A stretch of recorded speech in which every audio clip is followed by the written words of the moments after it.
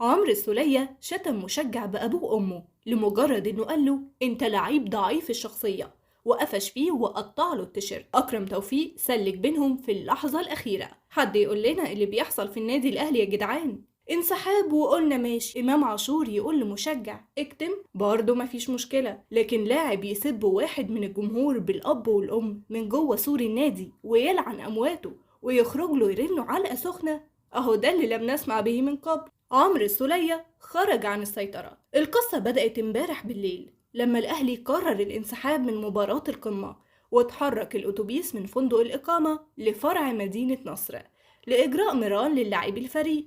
والكل لاحظ على كولر استياءه الشديد من القرار، وقال له مترجمه: اللي بشوفه في مصر عمري ما شفته خلال 25 سنة تدريب في أي حتة في العالم. احنا بنعمل ايه هنا؟ جايين نتمرن وسايبين أهم ماتش